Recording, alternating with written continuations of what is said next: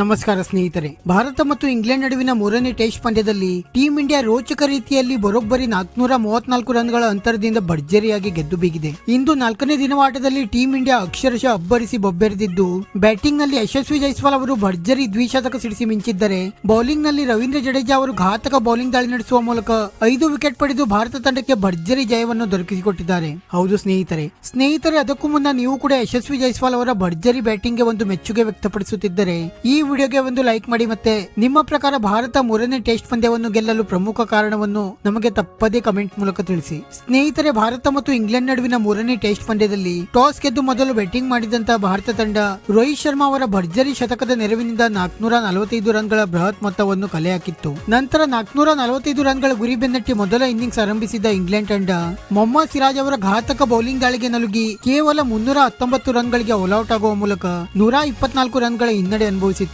ನಂತರ 124 ರನ್ಗಳ ಮುನ್ನಡೆಯೊಂದಿಗೆ ಎರಡನೇ ಇನ್ನಿಂಗ್ಸ್ ಆರಂಭಿಸಿದ ಭಾರತ ತಂಡಕ್ಕೆ ನಿನ್ನೆ ಮೂರನೇ ದಿನವಾಟದ ಅಂತ್ಯಕ್ಕೆ ಯಶಸ್ವಿ ಜೈಸ್ವಾಲ್ ಅವರು ಭರ್ಜರಿ ಶತಕ ಸಿಡಿಸಿ ಮಿಂಚಿದ್ದರು. ಆದರೆ ಇಂದು ಬ್ಯಾಟಿಂಗ್ ಮುಂದುವರಿಸಿದ ಟೀಂ ಇಂಡಿಯಾದ ಭರವಸೆಯ ಬ್ಯಾಟ್ಸ್ಮನ್ ಶುಭ್ಮನ್ ಗಿಲ್ ಮತ್ತೆ ಕುಲ್ದೀಪ್ ಯಾದವ್ ಅವರು ಅಷ್ಟೇ ಉತ್ತಮವಾಗಿ ಬ್ಯಾಟಿಂಗ್ ನಡೆಸುವ ಮೂಲಕ ಜೊತೆ ಆಟವನ್ನು ನಡೆಸಲು ಆರಂಭಿಸಿದರು. ಅದ್ಭುತ ಬ್ಯಾಟಿಂಗ್ ನಡೆಸಿದ ಶುಭ್ಮನ್ ಗಿಲ್ ಅವರು 91 ರನ್ ಸಿಡಿಸಿ ಕೇವಲ 9 ರನ್ಗಳ ಅಂತರದಿಂದ ರನ್ಔಟ್ ಆಗುವ ಮೂಲಕ ಪೆವಿಲಿಯನ್ ಸೇರಿಕೊಂಡರೆ, ನಿನ್ನೆ ರಿಟೈರ್ಡ್ ಹರ್ಟ್ ಆಗಿ ಪೆವಿಲಿಯನ್ ಸೇರಿದ್ದ ಯಶಸ್ವಿ ಜೈಸ್ವಾಲ್ ಅವರು ಮತ್ತೆ ಬ್ಯಾಟಿಂಗ್ ಮುಂದುವರಿಸಿ ಇಂದು ಸ್ಫೋಟಕ ಬ್ಯಾಟಿಂಗ್ ನಡೆಸುವ ಮೂಲಕ ಭರ್ಜರಿ ದ್ವಿಶತಕ ಸಿಡಿಸಿ ಮಿಂಚಿದರು. ಯಶಸ್ವಿ ಜೈಸ್ವಾಲ್ ಅವರು ಕಳೆದ ಪಂದ್ಯದಲ್ಲಿಯೂ ಕೂಡ ಭರ್ಜರಿ ದ್ವಿಶತಕ ಸಿಡಿಸಿ ಮಿಂಚಿದ್ದರು. ಇಂಗ್ಲೆಂಡ್ ಬೌಲಿಂಗ್ ದಾಳಿಯನ್ನು ಅಕ್ಷರಶಃ ಧೂಳಿಪಟ ಮಾಡಿದ ಯಶಸ್ವಿ ಜೈಸ್ವಾಲ್ ಅವರು ಕೇವಲ 236 ಎಸೆತಗಳಲ್ಲಿ ಬರೋಬ್ಬರಿ 12 ಸಿಕ್ಸರ್ ಮತ್ತೆ 14 ಬೌಂಡ್ರಿಗಳ ನೆರವಿನಿಂದ 214 ರನ್ ಗಳಿಸಿ ಅಜೇಯರಾಗಿ ಉಳಿದಿದ್ದರೆ, ಕೆಳ ಹಂತದಲ್ಲಿ ಬ್ಯಾಟಿಂಗ್ ಗೆ ಬಂದ ಸರ್ಫರಾಜ್ ಖಾನ್ ಅವರು ಕೂಡ ಇನ್ನೊಮ್ಮೆ ಅಷ್ಟೇ ಸ್ಫೋಟಕ ಬ್ಯಾಟಿಂಗ್ ನಡೆಸಿ ಕೇವಲ 72 ಎಸೆತಗಳಲ್ಲಿ 3 ಸಿಕ್ಸರ್ ಮತ್ತೆ 6 ಬೌಂಡ್ರಿಗಳ ನೆರವಿನಿಂದ ಸತತ ಎರಡನೇ ಅರ್ಧಶತಕ ಸಿಡಿಸಿ ಮಿಂಚಿದರು. ಅಂತಿಮವಾಗಿ ಭಾರತ ತಂಡ 430 ರನ್ಗಳಿಗೆ ಡಿಕ್ಲೇರ್ ಮಾಡಿಕೊಳ್ಳುವ ಮೂಲಕ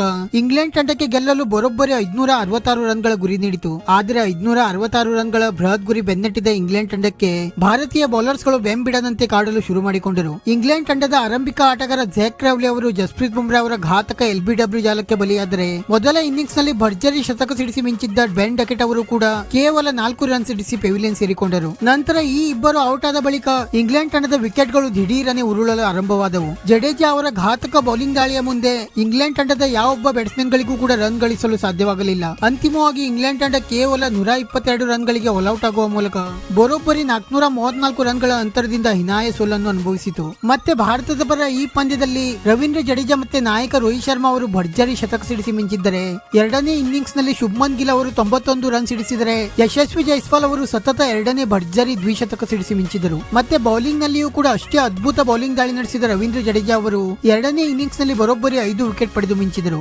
ಮತ್ತೆ ಭಾರತ ತಂಡ ಈ ಪಂದ್ಯವನ್ನು ಗೆಲ್ಲುವುದರೊಂದಿಗೆ 5 ಪಂದ್ಯಗಳ ಟೆಸ್ಟ್ ಸರಣಿಯಲ್ಲಿ ಈಗ 2-1 ಅಂತರದಿಂದ ಮುನ್ನಡೆ ಕಾಯ್ದುಕೊಂಡಿದೆ. ವಿಡಿಯೋ ಇಷ್ಟ ಆಗಿದ್ದರೆ ಲೈಕ್ ಮಾಡಿ ಮತ್ತೆ ಚಾನೆಲ್ ಅನ್ನು ಸಬ್ಸ್ಕ್ರೈಬ್ ಮಾಡಲು ಮರೆಯಬೇಡಿ.